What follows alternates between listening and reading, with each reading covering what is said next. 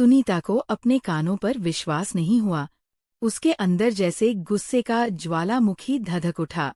विवाह के इतने वर्षों बाद उम्र के इस पड़ाव पर पिछली बार आश्वासन देने के बावजूद महेश की ये आपत्तिजनक गतिविधियां जारी है। और दुस्साहस तो देखिए, घर में फोन करने की अनुमति तक दे दी उसको। संजोग से फोन लाइन पर आ गई, वरना उसे पता ही नहीं चलता कि महेश की नई रास लीला का श्री गणेश हो चुका है। निराश, अपमानित और बुझी हुई सी सुनीता बाहर के कमरे में आई और महेश के सामने खड़ी हो गई। बड़े कष्ट से वह अपनी तमतमाहट पर अंकुश रख पाने में समर्थ हो पाई। महेश के मुख पर उभरी चमक तथा संगता उसकी क्रोधाग्नि में घी का काम कर रही थी। ये सुमन कौन है? उसने तेज किंतु संयत स्वर में पूछा। डार्लिंग, ये 100 नाम की महिलाएं मुझे बड़ा परेशान करती है। पंडित जी कह रहे थे कि मेरी जन्मपत्री में ऐसे ग्रह हैं जो सुनीता के अंतर्मन में कई अन्य नाम तैर गए। सीमा, सिया, शालिनी सब 100 से शुरू होते हैं। अब तुम ही बताओ मैं क्या करूं? महेश चाहक रहा था। शर्म अनायास सुनीता के मुंह से फिसल गया। सुनीता अचानक महेश की मुख मुद्रा कठोर हो गई और वह लगभग चीख पड़ा। महेश, अपनी आवाज नीची रखो। मुझे तो आश्चर्य होता है तुम्हारे उत्तरदायित्व पूर्ण व्यवहार को देखकर। जरा अपने उस पद, सामाजिक प्रतिष्ठा, वैवाहिक जीवन की मान मर्यादा का तो ख्याल करो। पर शायद तुमने तो जीवन के सारे मूल्यों को ताक पर रख दिया है। सुनीता का स्वर भरा गया और उसकी आंखों में नमी भर आई। सटा, ज्यादा भाषण देने की जरूरत नहीं। महेश तमतमा गया। उसने अगण्य दृष्टि से सुनीता को निर्णायक स्वर में बोला, तुम्हें मेरे निजी जीवन में टांग अड़ाने का कोई अधिकार नहीं है। महेश, तुम्हारी ये हरकतें मेरे अधिकार क्षेत्र का अतिक्रमण करती है। फिर पतिपत्नी के अटूट बंधन के होते तुम्हारा और मेरा कोई निजित नहीं। हम एक हैं और अपने कर्मों कुकर्मों से एक दूसरे को प्रभावित करते हैं। सुनीता सहज स्वर में बोली, यार क्यों बोर करती हो? सुबह सुबह कहकर महेश जूते मोजे पहनने लगा। आज छुट्टी के दिन भी बाहर जा रहे हो? तुम्हें मिर्ची क्यों लग रही है? कहाँ जा रहे हो? क्या फोन वाली के पास? अगर मैं हाँ कहूं तो तुम मेरा क्या कर लोगी? महेश की हठ धर्मिता सुनीता को कहीं बहुत गहरे तक आहत कर गई। उसने अविश्वासपूर्वक उसको घूर कर देखा और बोली, निश्चित रूप से रोकूंगी तो नहीं विरोध करूंगी। यदि असफल रही तो विद्रोह के अलावा और कोई चारा नहीं रहेगा मेरे पास। महेश हंसा, एक खलनायक हंसी, फिर कमीज पर सेंध छिड़कते हुए बोला, ये अधिनायक इतना असक्त नहीं जहां फौजी क्रांति द्वारा उसकी सत्ता को पलट दिया जाए। और तुम जैसी शक्तिहीन, आश्रय रहित नारी महेश, क्रांति की सफलता के लिए रक्तपात जरूरी नहीं। महेश की बात बीच में ही काटकर सुनीता शांत स्वर में बोली। उसके अंदर में छाया निराशा और उदासी का कुहासा धीरे धीरे छटने लगा था और एक सुस्पष्ट योजना की रूपरेखा निर्मित होने लगी थी। तो क्या घर छोड़ो आंदोलन शुरू करोगी? महेश ने प्रश्न पूछा। उत्तर की उपेक्षा उसे थी नहीं। सुनीता ने भी कोई उत्तर नहीं दिया। महेश बाहर चला गया। गाने की धुन गुनाता हुआ सुनीता धम से सोफे पर बैठ गई। चिंताग्रस्त, उलझी और ठगी सी वह देर तक बैठी रही। अगली कार्यवाही पर विचार करते हुए वह बार बार अतीत की धूल भरी गलियारों में खो जाती। पहला धक्का उसे विवाह के 1 वर्ष बाद ही लगा था। महेश के विवाह हुआ तो उसने भाग्य को सहारा रहा था। जिस घर में 4 लड़कियां हों और पिता की आर्थिक स्थिति उसके विवाह में बाधा हो, ऐसे में सरकारी नौकरी वाला देखने भालने में ठीक ठाक पुणे में अपने स्वतंत्र सरकारी आवास में रहने वाला महेश जैसा वर सचमुच वरदान बनकर आता है। वह पुणे आ गई। अपना स्वतंत्र अस्तित्व और जीवन यापन की समस्त सुविधाएं उसे जीवन में स्थापित कर गई। पर पहले धक्के के साथ ही उसके स्थापित होने की प्रक्रिया प्रारंभ हो गई। पड़ोस की श्रीमती मेहता की भतीजी गांव से आई हुई थी। बीए करने के लिए अंग्रेजी में कमजोर थी। महेश ने अंग्रेजी में एमए किया था। बातों बातों में श्रीमती मेहता ने महेश से अनुरोध किया और उसने सुधा को कभी कभार अंग्रेजी पढ़ाना शुरू कर दिया। उस दिन मंगलवार था। शाम को वह मंदिर से लौटी तो उसने देखा महेश सुधा को अंग्रेजी नहीं प्रेम पाठ पढ़ा रही है। वो अकस्मात समय पूर्व लौट आई थी और उन दोनों की चोरी पकड़ी गई। उसने घर सिर पर उठा लिया। साथ ही वो सीधे मिज मेहता के पास गई और सुधा के बारे में सब कुछ विस्तार से बता दिया। श्रीमती मेहता भी अपनी भतीजी से बेहद नाराज हुई।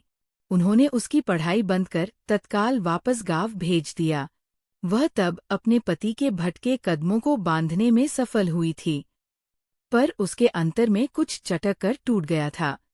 उसने उस कटु अनुभूति को एक दुस्वप्न की भांति भुला दिया। परिस्थितियों ने भी इसमें उसकी सहायता की। दूसरे बस पंकज उसकी गोद में आया। मातृत्व का पुरस्कार प्राप्त करने के लिए कितनी लंबी कष्ट साध्य साधना करनी पड़ती है, इसे केवल नारी ही समझ सकती है। इस बीच महेश भी किसी विभागीय परीक्षा की तैयारी में जुटा रहा। वह संतुष्ट हो गई। जिस तन्मयता और लगन से उसने पढ़ाई की, वह सराहनीय थी। इसका सुपरिणाम भी निकला। वह सफल हो गया। उसकी पदोन्नति हो गई। पद और वेतन में तो वृद्धि हुई ही, साथ में घर पर सरकारी फोन लग गया। ये विकास के ऊंच पद और प्रतिष्ठा का प्रतीक था। वे बहुत खुश थे। दफ्तर में प्रमोशन मिला। घर में भी उसने महेश को पिता बनाकर उच्च पद पर आसीन कर दिया था। तब उसे लगा जैसे जीवन कितना अर्थपूर्ण और खिली धूप सा चमकीला और सुखद है। पर तभी एक दिन उसके जीवन की शांत झील में एक बड़ा सा पत्थर आ गिरा और तलहटी तक उसे अशांत कर गया। महेश 3 दिन के लिए सरकारी काम से टूर पर सिंगापुर गया था। उसके पीछे उसके कार्यालय के एक सहकर्मी और मित्र अमन कुमार घर आए थे। सुनीता ने उसका स्वागत किया, चाय पिलाई। बातों बातों में अमन ने कहा, भाभी जी क्षमा करें, मैं एक विशेष कारण से आपके पास आया था। कहिए। दफ्तर में महेश की बहुत बदनामी हो रही। क्या मतलब? वह अपनी पीए शालिनी के साथ खुलकर खेल रहा है। पूरा दफ्तर इस बात को जानता है। बात यहाँ तक पहुँच गई है कि वह शालिनी को टूर पर सिंगापुर ले गया है। वह विस्फारित नेत्रों से अविश्वास पूर्वक अमन को बस ताकती रह गई। बहुत प्रयास करने के बावजूद भी वो बोल नहीं सकी। भाभी जी, ये मत सोचिए कि मैं दोस्त की पीठ पीछे बुराई कर रहा हूँ। उसकी बदनामी सुनकर तकलीफ होती है, इसलिए मैं हारकर आपके पास चला आया। कृपा कुछ करिए। ये पहला अवसर था जब उसे लगा जैसे उसका पारिवारिक जीवन ध्वस्त हो गया है। उसके अंतस में काफी कुछ टूट फूट कर नष्ट हो गया। अपने कंधों पर एक अनाम पीड़ा का भार लिए महेश के लौटने को प्रतीक्षा करने लगी। रविवार की शाम महेश लौटा। एकदम गुलाज की तरह खिला, प्रातः काल जागे पक्षियों की तरह चहचहाता। वह बुझी बैठी थी। निराशा और उदासी के अंधेरे से आवृत महेश उसके लिए उपहार लाया था। सिल्क की मूंगा रंग की साड़ी, उसका मनपसंद रंग चंदन की एक डिब्बी और ना जाने क्या क्या। उसने उन उपहारों को छुआ तक नहीं। केवल गहरी निगाहों से वह अपने ठग पति को घरे जा रही थी।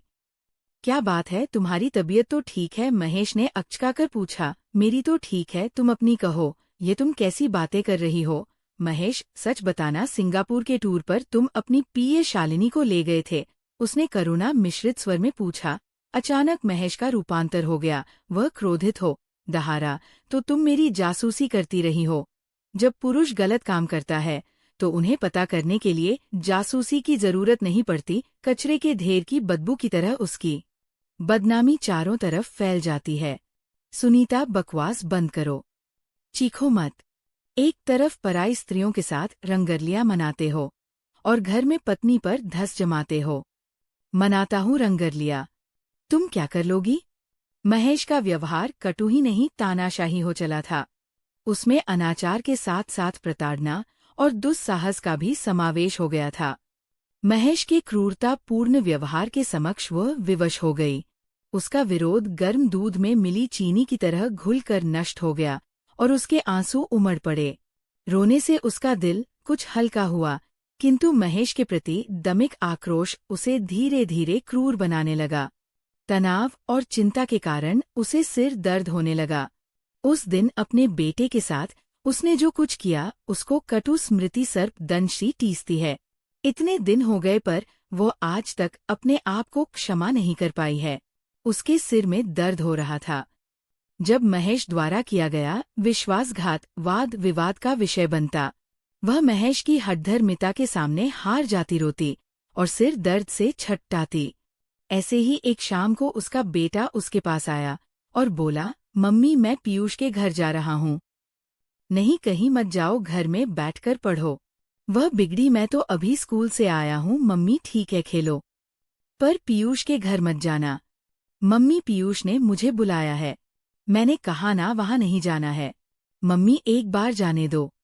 पीयूष के पापा लंदन से आए हैं, उसके लिए बहुत से खूबसूरत खिलौने लाए हैं, उन्हें दिखाने के लिए पीयूष ने मुझे बुलाया है। बाप की तरह तू भी मेरा खून पीने लगा है। एक बार के कहने से बाद में तेरी समझ में नहीं आती। और उसने तरह 3-4 चांटे उस अबोध निर्दोष बालक के गाल पर जड़ दिए थे। पहले तो बेटा सदबद्ध रह गया, उसने पहली बार मार खाई थी। वह भौचका सा देखता रहा, फिर सुबकता हुआ अंदर चला गया। बाद में वह भी कितना रोई थी, तो क्या उसने बाप का गुस्सा बेटे पर उतारा था। पर बेचारे लड़के का क्या दोष था। समय का रथ चक्र अपनी गति से चलता रहा। जीवन में सारे सुखों की उपलब्धि के बावजूद उसके अंतर्मन का एक महत्वपूर्ण कोना खाली था। महेश द्वारा बार बार किया जाने वाला विश्वासघात उसके जीवन का वह छेद था जिसमें से उसकी सारी खुशी हर पल रिसती रहती। महेश की रास लीलाएं चालू थी। शालिनी गई तो सीमा आ गई, सीमा का तबादला हुआ तो कोई सिया मिल गई, अब कोई सुमन प्राप्त हो गई है। रंगलियां मनाने के लिए नहीं, ये सब नहीं चलेगा। महेश द्वारा किए जाने वाले विश्वासघात को अब और नहीं झेल पाएगी। शाम को महेश घर लौटा। तब तक सुनीता ने अपनी योजना को अंतिम रूप दे दिया था। सारे दिन क्या सुमन के साथ रहे? उसने शांत भाव से पूछा। तुम्हें मतलब? महेश ने रूखेपन से उत्तर दिया। महेश, कब तक तुम मेरे धैर्य की परीक्षा लेते रहोगे? मेरी समझ में नहीं आता, तुम क्यों मुझे इस तरह सता रहे हो? सुनीता, तुम बेकार में मेरी निजी जिंदगी में टांग अड़ा रही हो। मैं पुरुष हूँ, जो चाहो करूँ, तुम घर में रहो।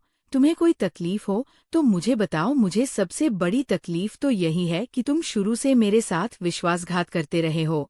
क्या कोई नारी ये बर्दाश्त कर सकती है कि उसका पति अन्य महिलाओं के साथ प्रेम लीला करता रहे? सुनीता, मुझे ये नुक्ता चीनी पसंद नहीं। मेरी जो मर्जी होगी मैं करूँगा। महेश, मुझे बताओ तो सही, मुझ में क्या कमी है? ऐसा उन लड़कियों में क्या है जो मुझ में नहीं? हमारे घर में किस बात की कमी है जिसके कारण तुम ऐसा करते हो? सुनीता, मुझे ये 24 घंटे की खचखच पसंद नहीं। इसके लिए कौन जिम्मेदार है? तुम आधारहीन आरोप विविधता की चाह में महेश इतना क्रूर हो गया कि वो स्वयं दोषी होने के बावजूद उस पर दोषारोपण कर रहा था। सुनीता मौन हो गई। महेश एक फिसलन भरे मार्ग पर काफी दूर निकल चुका था, जहां से वार्ता के द्वारा, प्रेम तथा तर्क के द्वारा उसे वापस लौटाना मुश्किल था। एक लंबी मौन की दीवार खींच गई। दोनों के बीच शीत युद्ध से कहीं ज्यादा बर्फीला अलगाव पसर गया। दोनों के संबंध में सुनीता ने करीब से संपर्क किया, उसे घर बुलाया। लगभग 11 बजे वो घर आया। वह उसके साथ कार में बैठकर चली गई। जाते जाते नौकरानी से बोल गई, मैं शाम तक लौटूंगी। साहब लंच पर आए तो उन्हें बोल देना और लंच बना लेना। आप नहीं लेंगी? नहीं।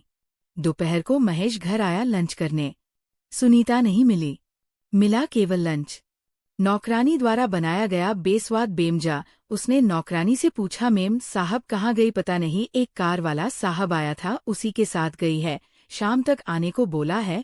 नौकरानी ने एक सांस में पूरी सूचना दे दी। नौकरानी के उत्तर ने उसे लज्जित कर दिया, खेद भावना से भर गया उसका अंतर। उसे ये प्रश्न नौकरानी से नहीं सुनीता से पूछना चाहिए था। शाम को वह और दिनों की अपेक्षा घर जल्दी लौट आया। सुनीता लौट आई थी। वो बड़ी खुश नजर आ रही थी। चाहती हुई वो नौकरानी को एक के बाद एक आदेश दे रही थी। महेश बुझ गया। वह सुनीता से कार वाले के बारे में पूछना चाहता था पर पूछ नहीं पाया। आहत अहम आरे आ गया। लगभग 1 सप्ताह तक ये कर्म चलता रहा। कई बार महेश पहले घर लौट आता, सुनीता बाद में आती। वह सुनीता में आए परिवर्तन को स्पष्ट देख पा रहा था। एक विशेष प्रकार की चमकीली सनिग्धता से आवृत हो गया था। उसका मुख उसकी आंखों से लगता था जैसे वे मुस्कुरा रही है। गा रही है। यही नहीं, आए दिन सुनीता कोई ना कोई उपहार लेकर घर लौटी थी। उस दिन रविवार था। दफ्तर की छुट्टी थी। नाश्ते के बाद सुनीता कपड़े बदलकर तैयार होने लगी। महेश ने देखा और उसके धैर्य का बांध आवेश की तेज बाढ़ में बह गया। क्रोध से कांपता हुआ वो उठा और सुनीता के सामने तनकरजा खड़ा हुआ। सुनीता एकदम निश्चिंत उसके आवेश से बेखबर अपने गालों पर लालिमा लगाती रही। हेमखन के समान निर्लिप्त, किस यार के पास जा रही हो? महेश ने विष बुझे स्वर में पूछा। सुनीता ने उपेक्षा से महेश की ओर देखा और बिना कोई प्रतिक्रिया व्यक्त किए वह ड्रेसिंग टेबल की ओर मुड़ गई। मैंने कुछ पूछा था। महेश चीखा, आपको मेरे निजी जीवन में टांग अड़ाने का क्या अधिकार है?